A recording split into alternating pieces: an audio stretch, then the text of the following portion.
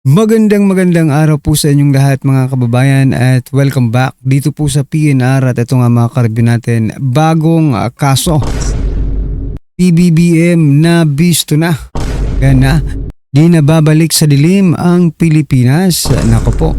Yan mga kababayan ang ating pag-uusapan at bibigyan ng reaksyon ngayong araw na ito. Pero bago po sana ang lahat mga kababayan, sa mga hindi pa po nakapag-subscribe at laging nakatambay dito po sa ating channel, ay pa-subscribe naman po at palike na rin po ng video ito. Maraming salamat po at eto na nga, simulan na po natin to.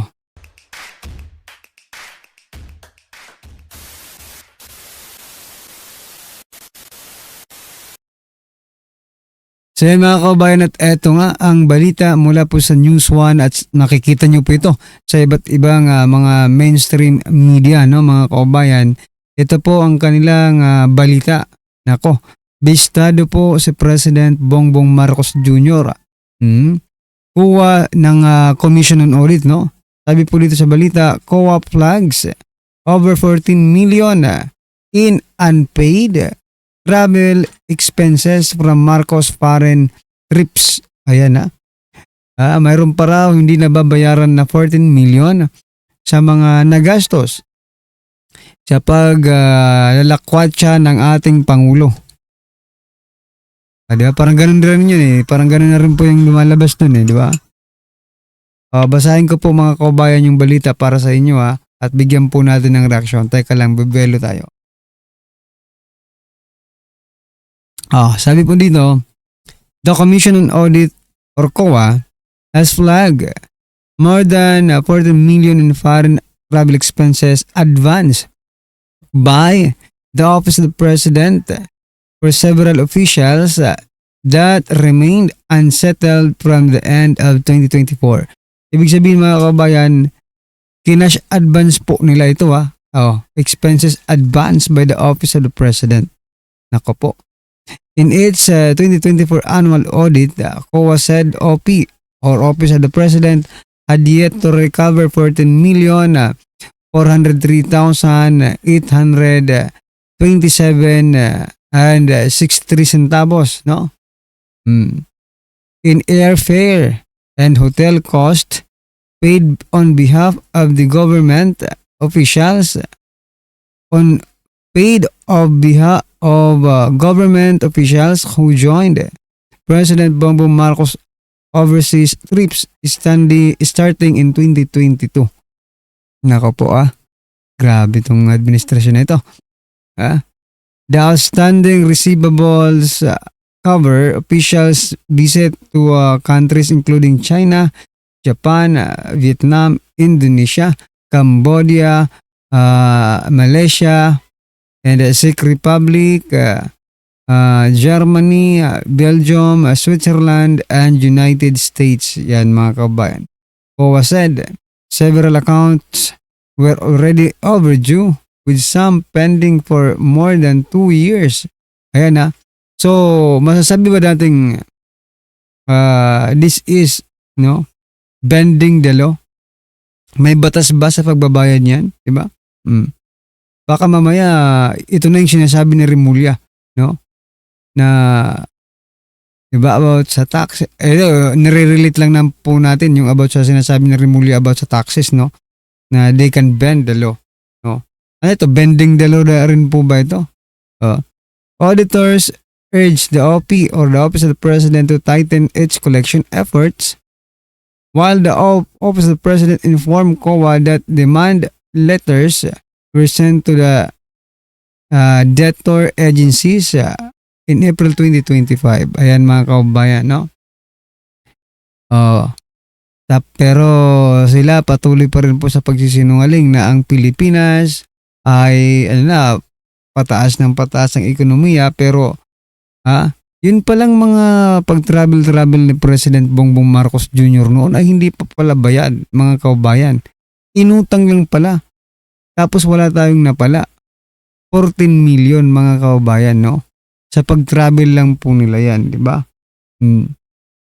Tapos pagka nagkakabagyo sa atin mga kababayan, ang pinamimigay lang ilang pirasong yero,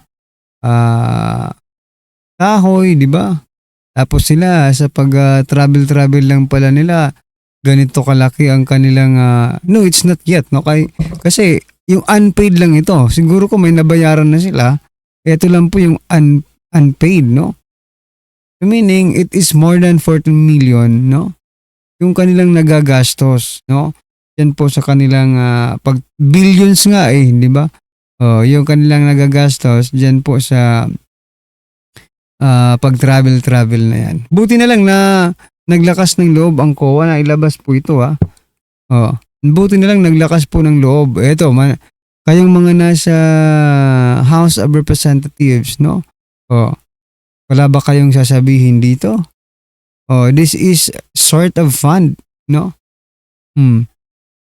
Mananahimik na lang ba kayo? Hindi nyo ba uusigin yung may sala? Kayong mga senador, di ba? Na mahilig mag-imbestiga, bakit hanggang ngayon ganito pa rin ito? Hindi pa nabayaran. Baka malimutan na lang ito Baka matanggal na lang sila sa pwesto, hindi na ito maalala mga kababayan. Buti na lang.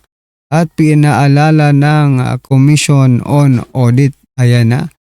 Ano po ang inyong masasabi dyan mga kababayan? I-comment nyo na lang. At eto, President Bongbong Marcos pa rin, sabi niya po dito mga kababayan, hindi na babalik pa ang Pilipinas sa madilim o sa dilim dahil sumikat na ang araw. Nako, mariing iginiit ni Pangulong Ferdinand Marcos Jr.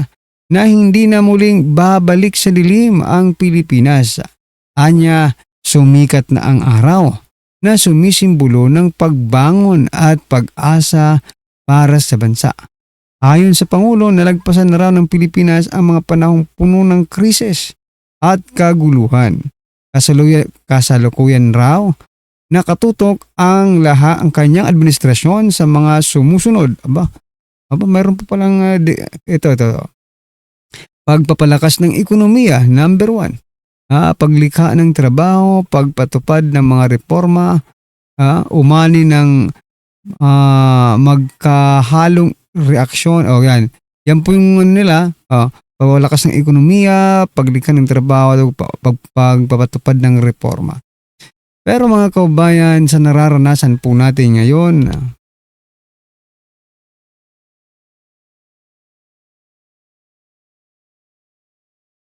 masasabi po ba nating talagang wala na tayo sa kadiliman?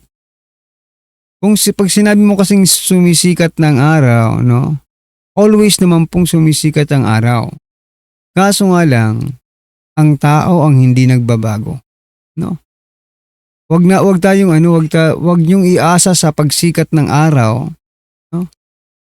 Yung mga ganitong suliranin. Kasi araw-araw sumisikat ang araw. Ang tao, araw-araw, mukhang walang pagbabago. Diba? Palala ng palala ang ating gobyerno. Pero kung sinasabi naman po ni President Bongbong Marcos Jr., no, na kung may talagang pagbabago sa ating bansa, pero pababa kasi ang nakikita kong pagbabago. Imbis na pag ganun po ang pagbabago ng Pilipinas, palubog po ang Pilipinas, no? Kayo mga kababayan, naniniwala ba kayo dito sa sinasabi ni President Bongbong Marcos Jr. na hindi na babalik sa dilim ang Pilipinas? Sumisikat na ang araw, pero tulog pa rin sila. Nako po. Anyway, ito mga kababayan, pasadahan po natin ang video ito na kung saan, ito mga kababayan, si Atty. Rowena Guanzon, mga pulis na humarang sa rally kakasuhan ng administrative case. Ito, pakinggan po natin mula po kay General Macanas ng The General's Viewpoint. Ito po. Medyo napornada na siya, nagalit na siya sa mga pulis. Bigyan natin ng reaction opinion itong post ni Atty. Rowena Guanzon, kanyang Facebook reel. Medyo napornada na siya, nagalit na siya sa mga pulis. Nagbanggit siya tungkol sa pagsasampa ng administrative case sa mga pulis, specifically sa Batangas. Bakit? May hinarang daw ng mga base. papunta mag-attend ng rally, kailang hinarang. Yun. Matitikman nila ang pagupit ng batikang abogada, Atty. Rowena Ganson. Pakinggan natin siya. Ang minapalit ng mga polis at ni John Vic Remulla yung mga rally natin. Ano pa siya doon, para siyang si Marvel hero. Yung, o si Mano ba?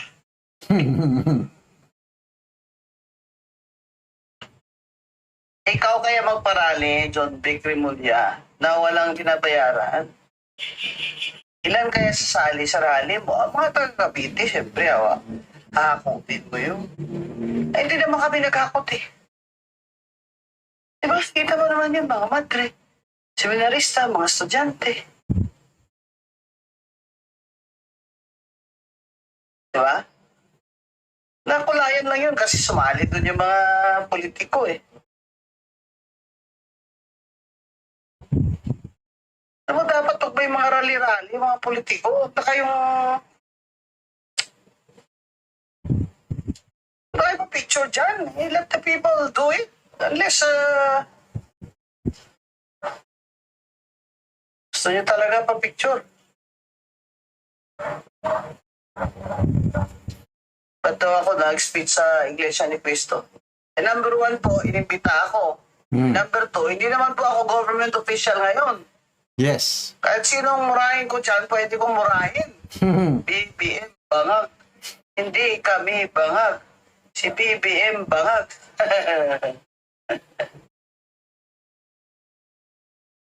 Etong provincial director ng Batangas, ito pangalawang strike mo na ito, sir. Wala.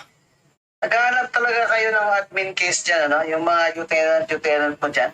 Yung mga harang-harang dyan. Yung Tindig Batangas, 10 bus. Oo, yun. Hindi yun bayad ha. Mga matatanda yun.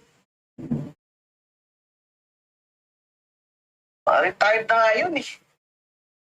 Mga housewives, mga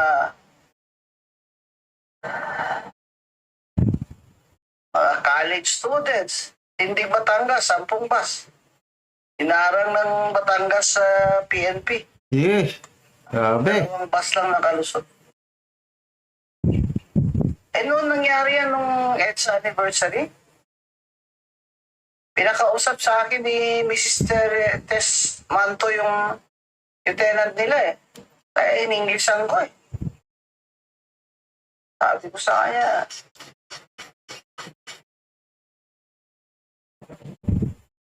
you let the rallies go, or I'm gonna fucking sue you. Fucking pa eh, no? Fucking sue you. Yung provincial director ng Batangas, naghihintay yan ng admin case. Kasama. Kaya, i-record yun na yung anong orasyon, anong pangalan nung opisyal, o sino man yung Yan. hayop na yan. Yes. Sampa na. Nag-stop ng mga bus ninyo. Sige. Ang minabalit ng mga... Salamat, Atty. Ganson. Ngayon ko lang nalaman na bakit mo sabi ng Pangulo kung pwede lang, gusto kong sumama rin sa mga rally ninyo, rally against corruption. O, may karapatan kayong mag-rally, sabi niya. Eh bakit ngayon hinaharang? Natatakot ba sila? Basa lang ako sa mga comments ha. Ano bang mga comments dito? Wala mang comments. Anyway, kaya pala kakaunti. 7,000 lang ang maximum number ng rallyista. Isolated incident ba itong sa Batangas na hinarang? I'm not sure. Sana naman, hindi na ito maulit dahil karapatan ng mga tao sa isang democratic country, yung ganyang peaceful rally. Sisigaw-sigaw lang naman eh. Total, ang daming nakadeploy na pulis. Ilan ng deployed police? 16,000 daw. Sabi ni Secretary Remulla, mas mabuti yung over-prepared kaysa yung under-prepared. Kaya mismo nandun siya. Ganun, parang Superman nga. Parang, kaya hinamon tuloy siya ni sa sobrang tapang ng dating niya, hinamon siya ni retired Brigadier General Orlando De Leon. Sabi niya, John Wick, matapang ka naman kaya? Pwede ba? Samahan mo ka dito, punta ka dito sa Bicol, maghunting tayo ng mga makakaliwa sa bundok. Tayong dalawa lang. Kakasa ka ba? Ay, nako. Anyway, tapos na yung rally na yan. Naging mapayapa. At ang tanong, may susunod pa bang rally? So mga kababayan, ano po ang inyong opinion, reaction patungkol po sa video ito, i-comment nyo na lang po sa baba. Ayan, maraming salamat po. Please don't forget to like the video. Maraming salamat po.